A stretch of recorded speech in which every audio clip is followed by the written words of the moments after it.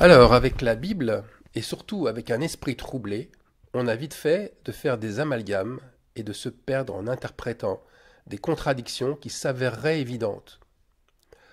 On peut confondre, et ce fut tellement le cas dans l'histoire de l'humanité, on peut confondre les lois que Dieu donne aux hommes pour qu'ils les appliquent et les lois que Dieu a fixées et qu'il gère lui-même.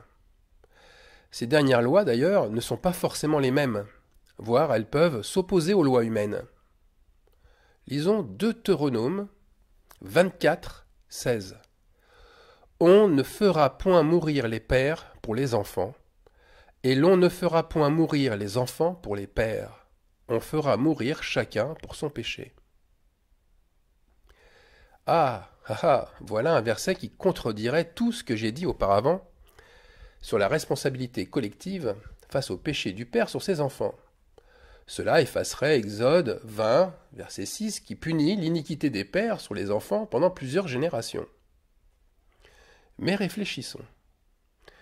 Dieu connaît le cœur tortueux de l'homme qui mène à des actes, qui mène à des combines injustes et cruelles.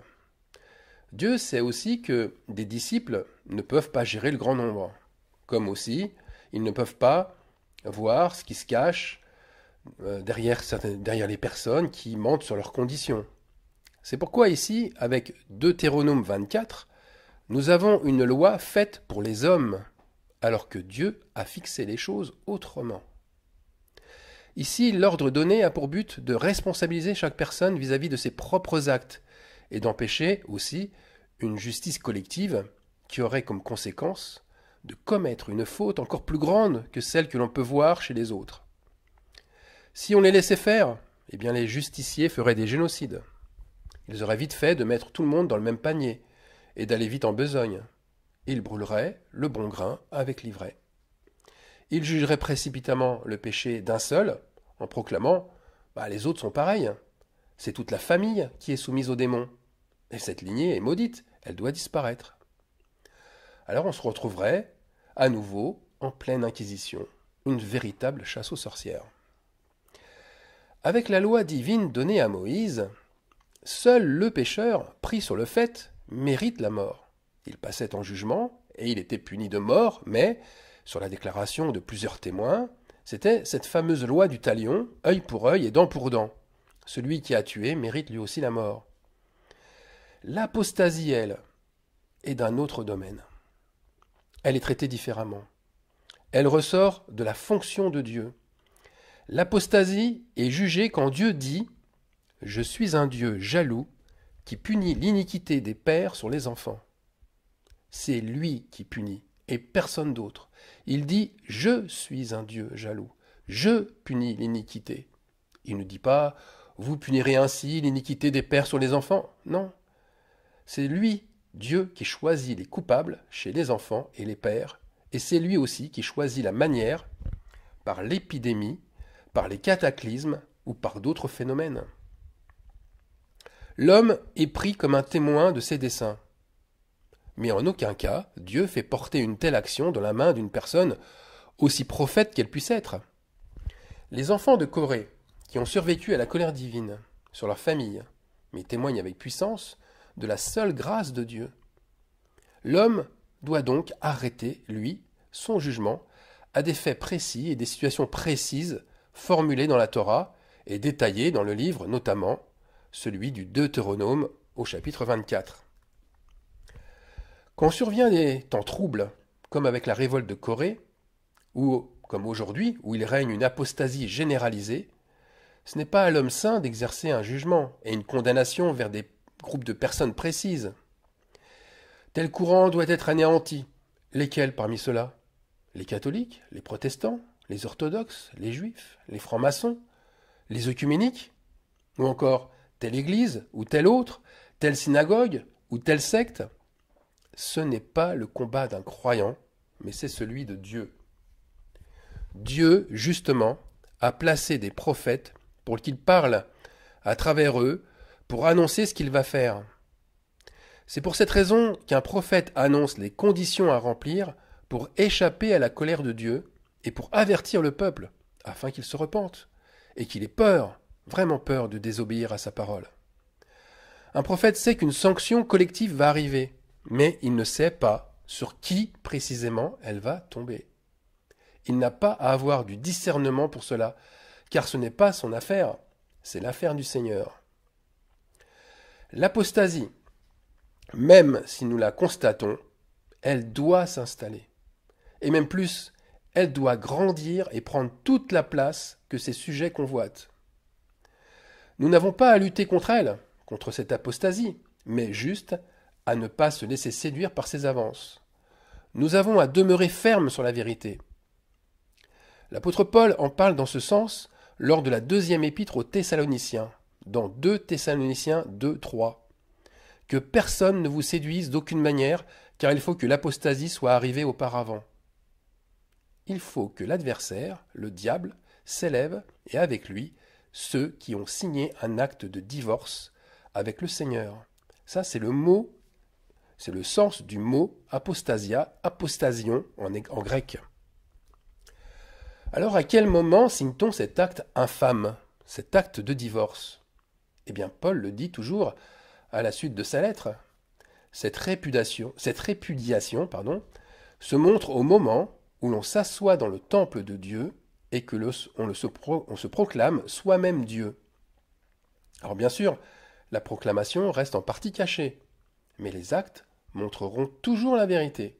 Premier acte, le blasphème. Le répudié blasphème en liant celui que l'Esprit Saint vient de délier. Et puis, deuxième acte, l'impie, l'homme du péché, fait toutes sortes de miracles et de prodiges mensongers, et il a ses admirateurs. Nous l'avons vu avec la rébellion de Corée face à Moïse, 14 700 Israélites ont suivi aveuglément la voie de ces impies. Eh bien, ce sont les mêmes aujourd'hui, les mêmes qui restent les yeux et les cœurs rivés sur leur faux oin et sur leur doctrine. Pourquoi sont-ils ancrés eux aussi sur le mal? Eh bien, parce que, dans 2 Thessaloniciens 2, versets 11 et 12, il est dit, Dieu leur a envoyé une puissance d'égarement. Une puissance d'égarement pour qu'ils croient au mensonge, afin que tous ceux qui n'ont pas cru à la vérité, mais qui ont pris plaisir à l'injustice, soient condamnés. Voilà pourquoi des lois divines s'opposent aux lois humaines. Ces lois, elles permettent alors de juger en temps voulu les apostats. Dieu laisse arriver à maturité l'ivraie, il la laisse croître et profiter des bénédictions du bon grain, mais à son retour, à son avènement, il arrache les mauvais épis. Le Père, comme le Fils, sont mis au feu, si tous deux ont pris plaisir à l'injustice. Alors, comment sait-on que nous avons commencé à rejeter Dieu, à renoncer à pratiquer les œuvres de l'Esprit? L'apostat, il a cette fameuse tendance à vouloir juger comme Dieu. Et il voit une race d'élus d'un côté, une race de perdus de l'autre, mais il y a d'autres indices. La foi? Non, pas la foi. Elle n'est pas un indice, car ce n'est pas notre foi qui nous renseigne, puisque l'aveuglement nous rend encore plus hautains et méprisants. C'est d'abord parce que face au malheur, j'ai bien dit face au malheur, nous perdons notre paix, celle que Dieu nous avait donnée au départ. Ensuite, il y a Deutéronome, toujours chapitre 24, mais cette fois-ci au verset 8, où il est écrit « Prends garde à la plaie de la lèpre, afin de bien observer et de faire tout ce que vous enseigneront les sacrificateurs, les Lévites.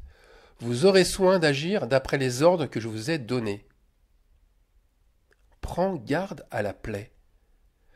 Eh bien, l'épidémie, la maladie qui survient violemment, c'est un symptôme pouvant provenir de la rébellion face à Dieu. Il nous est demandé de nous souvenir de la colère de Dieu quand elle est descendue sur la sœur de Moïse qui porta la peine de son péché par la lèpre. Regardez verset 9, toujours dans Deutéronome 24. Souviens-toi de ce que l'Éternel ton Dieu fit à Marie pendant la route lors de votre sortie d'Égypte. Vous voyez, il n'est pas question de grâce ici, mais justement de rejet de la grâce. Lorsqu'après avoir reçu la grâce de Dieu, nous la rejetons par nos actes et par nos paroles trompeuses, alors nous devenons apostats. C'est là que nous nous mettons sous la loi et que nous devons nous souvenir à ce moment-là que de ce que Dieu a fait à Marie, sœur de Moïse. C'est notre salut qui est en jeu. Et c'est notre salut qui doit nous faire réagir, comme Marie l'a fait en son temps. Mais revenons encore à ce fameux chapitre 24 du Deutéronome avec lequel j'ai commencé mon message.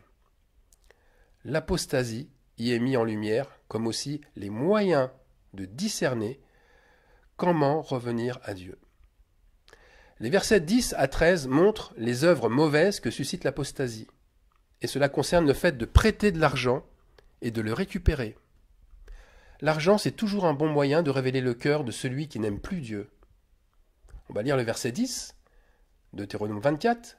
« Si tu fais à ton prochain un prêt quelconque, tu n'entreras point dans sa maison pour te saisir de son gage. » Le fait d'entrer dans sa maison pour récupérer l'argent prêté montre un empressement à vouloir récupérer son bien. Il montre aussi le désir, en évaluant les richesses, d'oppresser et de pousser l'autre, de lui montrer sa faute, celle de ne pas rendre dans les délais fixés ce qui n'est pas à lui. Le créancier ici veut à tout prix montrer qu'il est dans son droit et qu'il exerce la justice. Or, l'impiété provient du fait de ne pas prendre en considération l'autre. Entrer chez le débiteur, chez son débiteur, dans sa maison de cette façon, c'est lui manquer de respect. Verset 11, Deutéronome 24.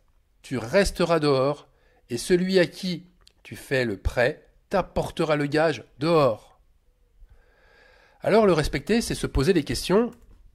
Est-il dans la possibilité de rembourser ce qu'il doit? Est-il submergé par des problèmes familiaux? N'a-t-il plus les moyens de le faire et faut-il alors modifier son gage et la durée de son remboursement? Verset 12.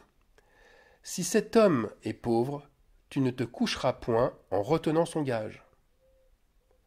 Vous conviendrez une chose, c'est que cette loi ne devait même pas exister pour un homme ou une femme qui aime Dieu.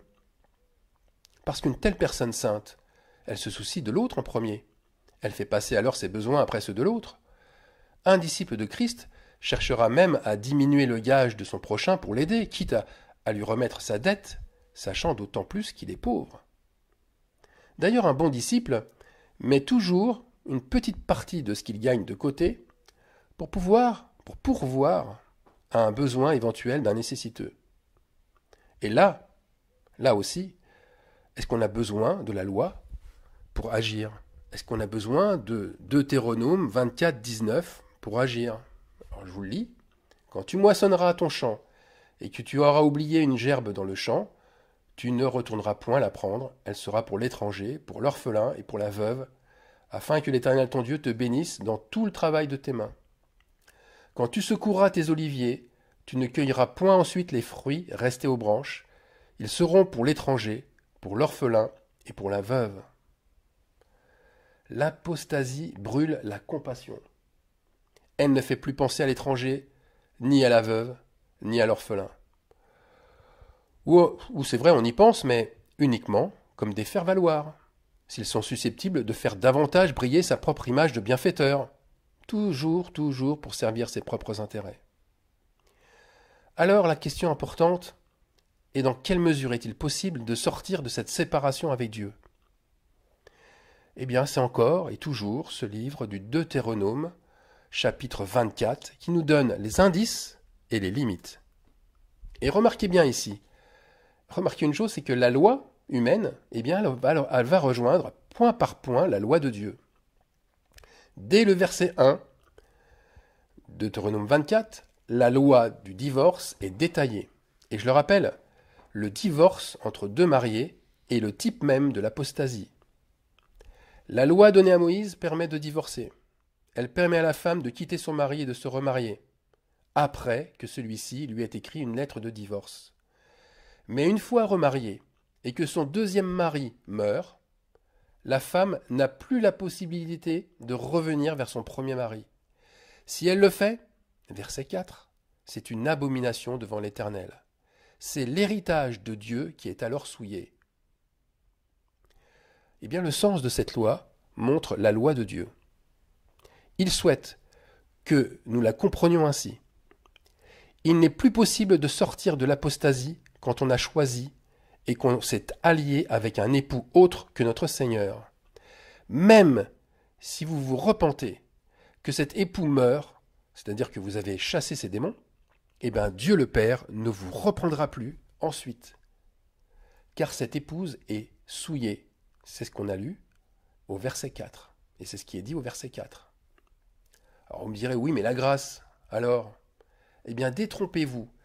La grâce n'intervient plus quand le mariage avec l'autre époux est prononcé. Elle intervient avant, au moment où vous avez signé le divorce, et quand vous êtes chassé loin de votre premier époux. Et oui, à ce moment-là, même divorcé de Dieu, vous avez encore la possibilité de revenir à lui. Mais cela, attention, ne va pas durer très longtemps. Le deuxième époux a déjà pointé son nez, et il a déjà commencé ses œuvres de séduction. Et attention, une fois votre deuxième mariage prononcé, il n'y a plus de retour possible. L'image de la bête vous a complètement séduit, et votre alliance, c'est alors, c'est sa marque, la marque de la bête, gravée sur vous, et elle le restera. Par conséquent, si vous avez identifié les indices qui témoignent d'un adultère spirituel, ou que votre cœur s'est endurci au point de négliger la loi et la grâce de Dieu, l'apostasie a commencé, mais elle n'est pas encore définitive. Il vous reste une dernière chance encore pour revenir vers votre premier amour. Mais ne tardez pas, Christ est à la porte. Courez vous repentir pendant qu'il est encore temps. Car au temps du jugement, vous aurez beau dire « Seigneur, Seigneur, ouvre-nous », il vous répondra « Je vous le dis, je ne sais d'où vous êtes, retirez-vous de moi, vous tous, ouvriers d'iniquité. » Et c'est là qu'il y aura des cris et des grincements de dents.